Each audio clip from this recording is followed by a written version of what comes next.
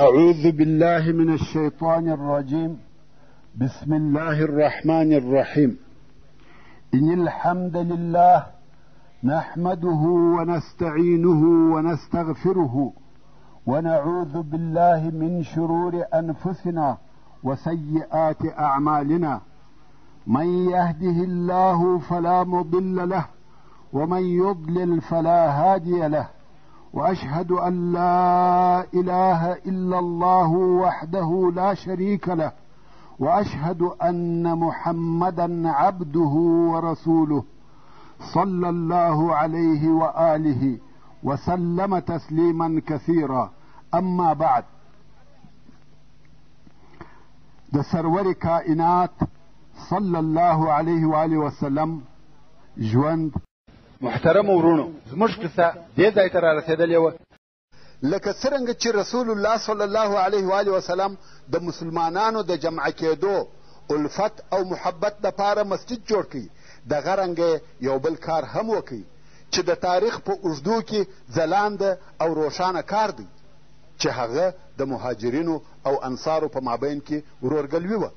ورونو، دا خو درته معلومه ده چې مهاجرین و هغه مسلمانانو ته ویل کیږي چې د مکې مکرمې څخه یې و مدینې منورې ته هجرت کړی دی، او انصار د مدینې منورې هغه مسلمانان دي چې د رسول الله صلی الله علیه و آله وسلم اسلام او مهاجرینو کومک او نصرت کوي. بیا نو رسول الله صلی الله علیه و آله وسلم د انس ابن مالک رضی الله تعالی عنه په کور کې د مهاجرینو او انصارو په مابین کې ورورګلوي جوړه کړه. هغه داسې په دغه وخت کې او په دغه کور کې ټوله 90 نفره موجود وه، چې نیم یې مهاجرین وه او نیم یې انصار وه. رسول الله صلی الله علیه و آله وسلم په امر یو د انصارو او یو د مهاجرینو څخه سره ورونه سوه. امر داسې و چې د انصارو څخه د هر نفر د مهاجرینو یو نفر د ځان دپاره اختیار کړي او د ځان ورور دې وبولي، او هر ورور دې پس له مرګه څخه د هغه بل ورور د هغه میراث وړي، نه ذوي الارحام، یعنې هغه اقرباو ته میراث نه رسیږي، بلکې دغه اوسنۍ ورورګلوي دوی په میراث کې شریکوي. او دغه د میراث وړلو حکم د بدر تر غذا پورې دوام درلودی، کوم چې بیا د الله جل جلاله دا قول نازل سو چې د سورة الانفال په 75 نمبر آیات کې فرمایي: واولو الارحام بعضهم اولا ببعض. نو بیرته د میراث حکم و هغه خپلو اقرباو ته وګرځېدی، او دا کار په دې سبب و چې هغه د جاهلیت قومي عصبیت د بینه ولاړ سي، د رنګ، نسب او وطن فرق او اختلاف ورک سي، او یوازې اسلام د خلقو د تعلق او دوستۍ سبب وګرځي، او هیڅوک و هیڅ چاته نسي ورنږدې کېدلی بې له خپلو اخلاقو او تقوا څخه. او رسول الله صلی الله علیه و آله وسلم دغه ورورګلوي یو نافذه او عملي عقد وګرځاوه، نه فقط د خولې خبرې چې خلق په خوله سره وایي او د عمل یې هیڅ اثر نه وي. په دغه ورورګلوي کې الفت او محبت و، قرباني او صداقت و، بل دا چې مهاجرینو خپل وطن، خپل کورونه او خپل مالونه پرې ایښي دي، حتی د مدینې منورې د ژوند او خلقو سره هم نابلده دي، نو چاره نسته چې یو نفر یې مسؤلیت پر غاړه وانخلي. د رسول الله صلی الله علیه و آله وسلم په امر د مهاجرینو او انصارو په مابین کې فورا واقعي ورورګلوي شروع سوه. امام بخاري رحمه الله روایت کوي: کم وخت چې مهاجرین مدینې منورې ته راغله او رسول الله صلی الله علیه و آله وسلم د مهاجرینو او انصارو په مابین کې ورورګلوي برقراره کړه، سعد ابن ربیع رضی الله تعالی عنه چې د انصارو څخه دی، عبدالرحمن ابن عوف رضی الله تعالی عنه چې د مهاجرینو څخه دی، په ورورګلوي اختیار کوي. نو سعد رضی الله تعالی عنه و عبدالرحمن ته وویل: په انصارو کې زه د ډېر مال خاوند یم، نو زما مال پر 2 حصو وویشه، او زه 2 ښځې لرم، پکښې وګوره، هره یوه چې دې خوښه وي زه به یې طلاقه کم، چې عده یې تېره سوه ته په نکاح که. مګر مهاجرینو د دې مسئلې څخه د ځان په ګټه کار نه اخیستی، بلکې عبدالرحمن ابن عوف رضی الله تعالی عنه ورته وویل: وروره، ستا په اهل او مال کې دې الله برکت در واچوي. ما ته صرف ستاسې بازار راوښیه. ستاسې بازار چیرې دی؟ عبدالرحمن ابن عوف رضی الله تعالی عنه پیسې نه درلودې مګر په اقتصاد او کاروبار پوه سړی و. الله عز وجل برکت پر ایښی و. رسول الله صلی الله علیه و آله وسلم فرمایي عبدالرحمن ابن عوف که خاورې خرڅې کې هم به ګټه وکړي. کم وخت چې عبدالرحمن ابن عوف رضی الله تعالی عنه وفات سو، پاته مال یې د سرو زرو 8 میلیونه دیناره و. لکه اوس چې یو سړی 8 میلیونه پهلوي ولري. نو ویل بازار راوښیه. د بني قینقاع بازار یې ور وښوی. کم وخت چې د بازاره څخه راغلی یو څه پنیر او غوړي ورسره را اخیستې وه. دا یې د اولې ورځې ګټه وه. بیا نو هره ورځ بازار ته تلی. څو یوه ورځ د رسول الله صلی الله علیه و آله وسلم مجلس ته په شو او پیشني کالو کې ورغلی. رسول الله صلی الله علیه و آله وسلم ورته وویل واه واه څه پېښه ده؟ ده ویل واده مې کړی دی. ویل څو مهر دې ورکړي؟ ویل د خرما د مندکې پر اندازه سره زر. امام بخاري رحمه الله د ابو هریره رضی الله تعالی عنه څخه روایت کوي چې انصارو و رسول الله صلی الله علیه و آله وسلم ته وویل یا رسول الله زموږ او زموږ د ورونو په مابین کې دغه د خرماو درختې راوویشه. سبحان الله، انصار دغه دي د ورورګلوۍ د اولې ورځې څخه خپل مالونه ورسره تقسیموي. خو رسول الله صلی الله علیه و آله وسلم وفرمیل یا. بیا نو انصارو و مهاجرینو ته وویل چې تاسې زموږ سره د باغو په کار کې کومک کوئ او موږ به مو د باغو په حاصلاتو کې را سره شریکان کو. مهاجرینو ویل خوښه او قبوله مو ده. ورونو، دغه حالات د انصارو پر هغه ډېرې مهربانۍ دلالت کوي چې د خپلو مهاجرو ورونو سره یې درلوده. خو بالمقابل مهاجر مسلمانان د انصارو و دغه کرم ته د پوره تقدیر او احترام په سترګو کتل او دغه د دوی اخلاص یې د ځان په ګټه نه استعمالاوه. کار خو یې ورسره کاوه مګر د دوی د مالو څخه یې فقط دونه اخیسته چې شپه یې په تېرېده. او په حق سره د رسول الله صلی الله علیه و آله وسلم د طرفه څخه دغه ورورګلوي یو په زړه پورې حکمت او حکیمانه سیاست و. او د ډیرو هغه مشکلاتو دپاره چې مسلمانان ورسره مخامخ وه ډېر ښه حل او مناسبه لار وه. لکه څرنګه چې رسول الله صلی الله علیه و آله وسلم د مسلمانانو په مابین کې دغه ورورګلوي برقراره کړه، دغه رنګه د مدینې منورې د اوسېدونکو دپاره یوه عهدنامه هم ولیکل چې دغه عهدنامې ته موږ په اوسنۍ اصطلاح د نوي اسلامي دولت دپاره قانون اساسي هم ویلی سو. دا داسې عهدنامه یا قانون و چې په هغه سره د جاهلیت رواجونه او قبیلوي اختلافات لرې او ورک کړه. دې قانون د نوي دولت دپاره داخلي او خارجي نظام کښېښاوه. په دې قانون کې داسې مادې وې چې د اسلامي دولت د افرادو په خپل مابیني علاقاتو پورې تعلق درلودی او د نور خارجي خلقو یا قبیلو سره یې په علاقاتو پورې تعلق درلودی. یعنی داخلي او خارجي سیاست دواړه پکښې ځای سوي وه چې اوس به د هغه قانون ځینې لوی او مهمې مادې درته بیان سي. اول یا اوله ماده، ټول مسلمانان که د قریشو څخه وي که د مدینې منورې د اوسېدونکو څخه وي او هر هغه څوک چې د دوی سره یو ځای کیږي او د دوی په ملګرتیا جهاد کوي، دا ټول د نورو خلقو څخه جلا ځان ته یو امت دی. دوهم، دغه ټول مسلمانان د قبیلوي اختلاف سره سره په خپل مابین کې کومک سره کوي او د خپل بندي یا بندیانو د خلاصولو دپاره په عدل او احسان سره فدیه ورکوي. دریم، مسلمانان په خپل مابین کې یو پوروړی یا غریب عیالداره نه پرېږدي چې د ده سره کومک ونه کړي یا یې د بندي فدیه نه کړي وربرابره. څلرم، مسلمانان ټوله و هغه چا ته یو لاس دي چې پر دوی ظلم او تجاوز کوي یا په دوی کې فساد او ګناه نشروي، که څه هم دغه څوک په دوی کې د یو چا اولاد وي. پنځم، یو مسلمان به بل مسلمان د کافر په بدله کې نه وژني او نه به د کافر سره د مسلمان په مقابل کې کومک کیږي. شپږم، د کفارو سره به په فی سبیل الله جنگ او جهاد کې د مسلمانانو صلح په پوره اتفاق او اتحاد وي.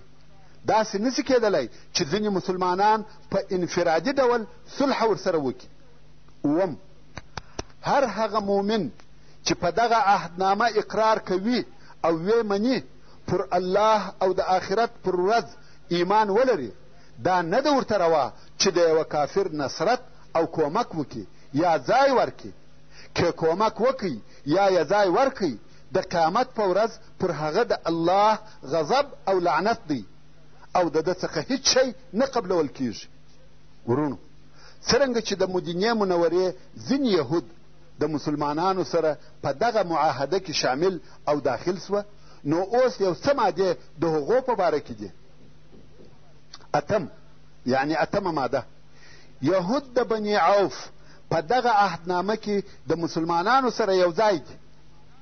د یهودو خپل دین دی او د مسلمانانو خپل دین دی، بې له هغو کسانو څخه چې ظلم یا یوه ګناه وکړي.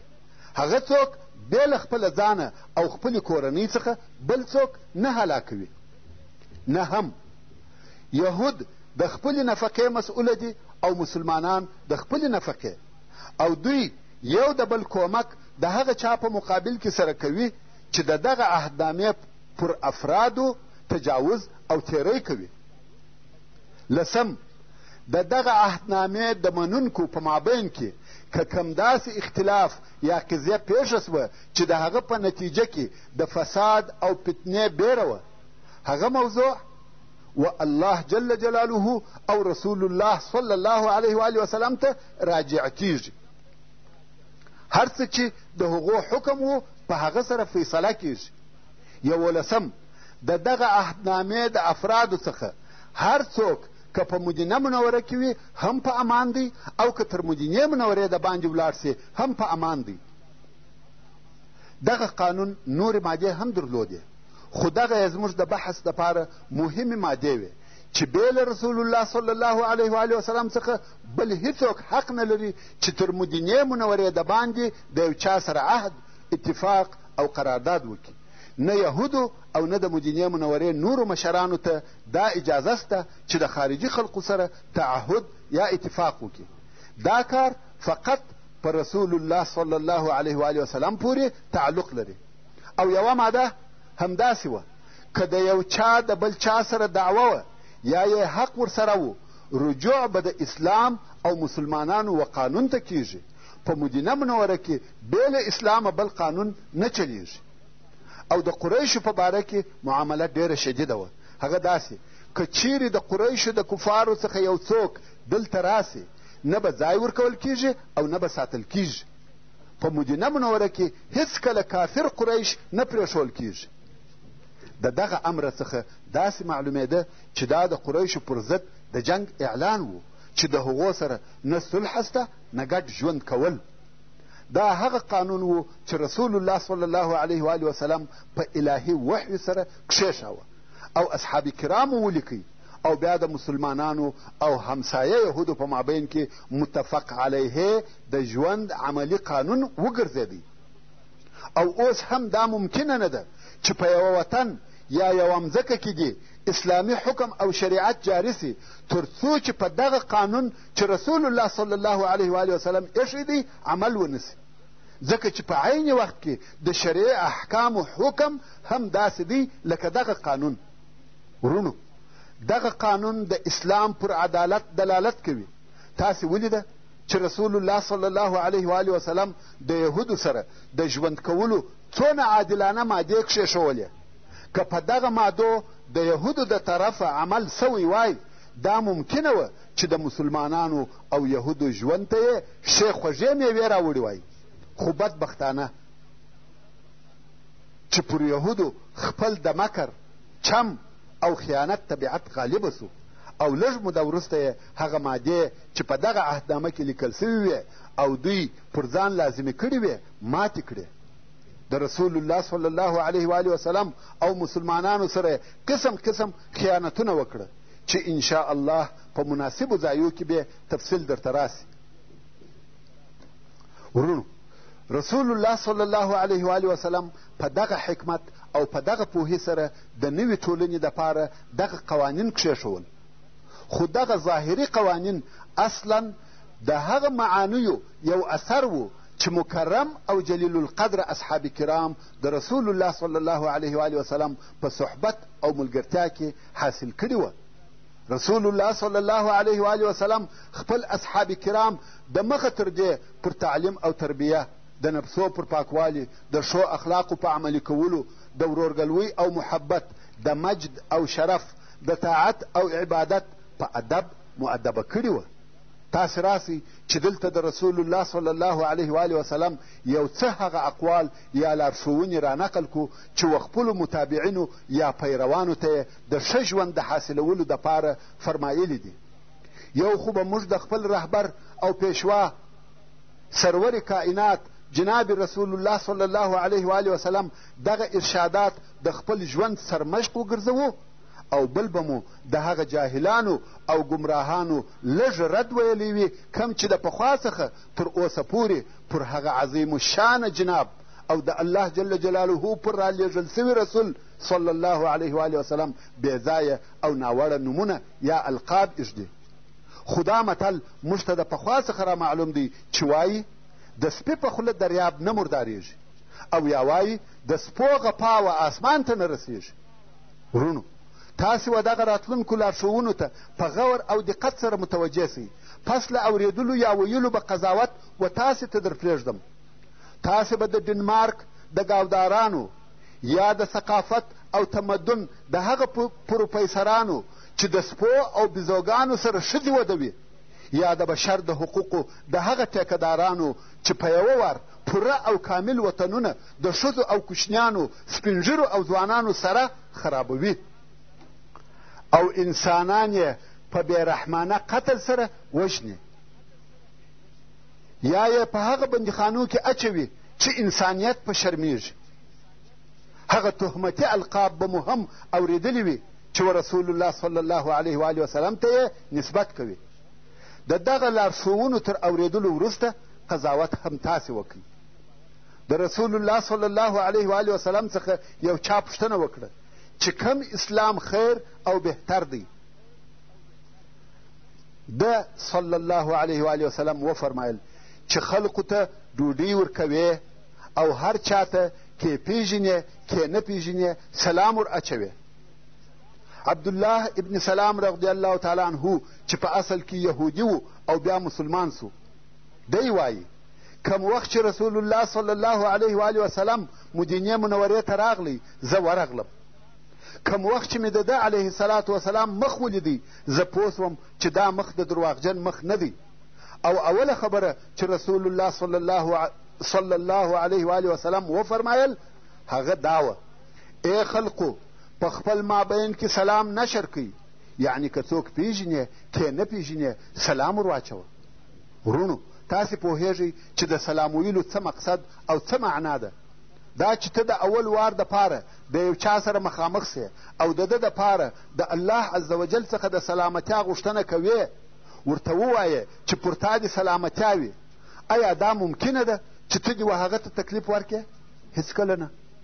دا د اسلامي واقعي او صادق سلام مفهوم او مقصد دی، او هغه مقابل طرف هم په عین لطف او اطمینان و تا ته دغسې سلامتیا وغواړي.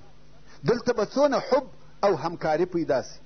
نو رسول الله صلی الله علیه و آله وسلم فرمایي: ایها الناس افشوا السلام، ای خلقو په خپلو مابینو کې سلام نشر کړئ، و اطعموا الطعام، او خلقو ته ډوډۍ ورکوئ، وصلوا الارحام، او د اقرباو سره دوستي او همدردي کوئ، وصلوا باللیل والناس نیام، او د شپې چې خلق بیده وي تاسې لمونځ کوئ. تدخلوا الجنة بسلام، په سلامتیا سره به جنت ته داخل سئ. او رسول الله صلی الله علیه و آله وسلم فرمایي هر هغه څوک چې د ده همسایه د ده د آزارو څخه نه وي په امان، هغه جنت ته نه داخلیږي. نو ته فکر وکړه چې زه ستا همسایه یم او ته زما، او دا د اسلام امر وي.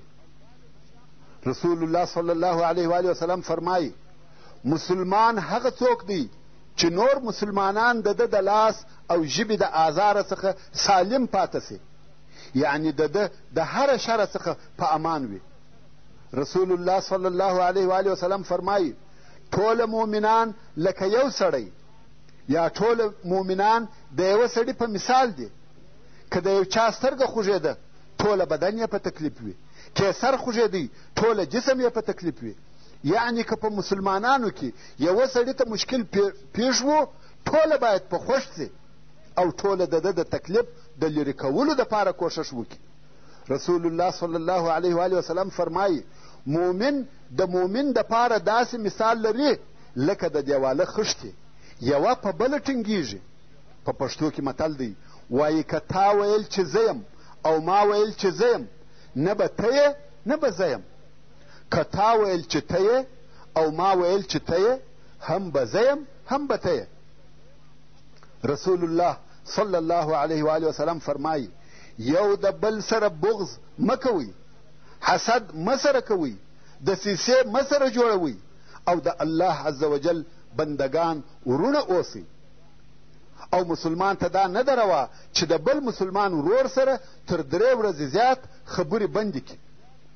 رسول الله صلی الله علیه و آله وسلم فرمایي مسلمان د مسلمان ورور دی، نه ظلم ورسره کوي او نه دشمن ته تسلیموي.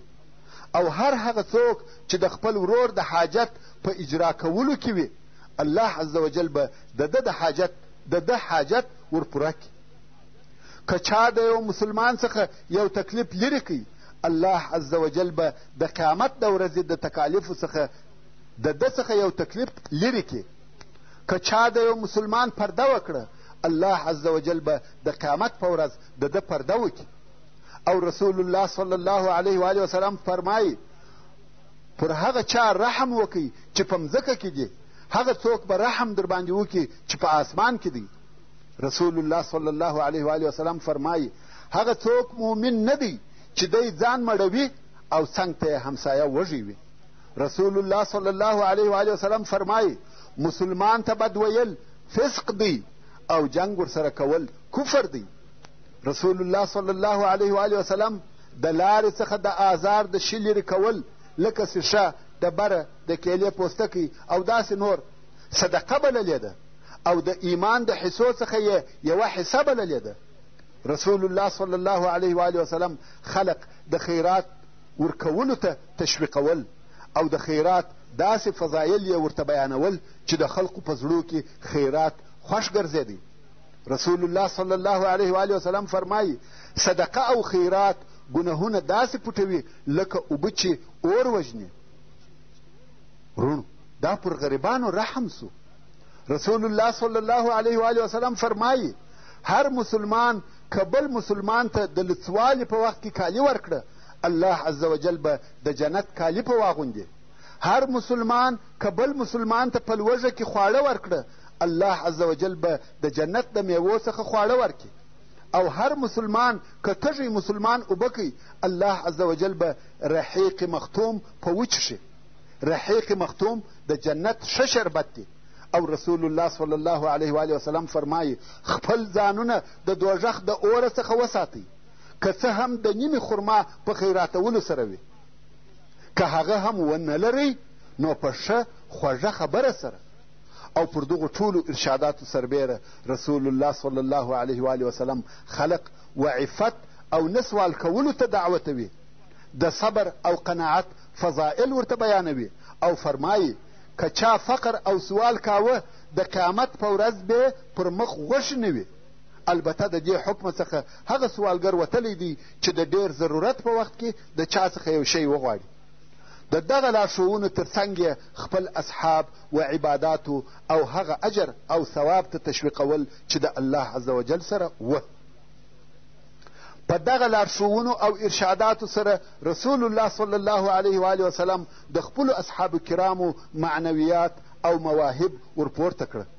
وصلى الله تعالى على خير خلقه محمد وآله وأصحابه وأهل بيته أجمعين.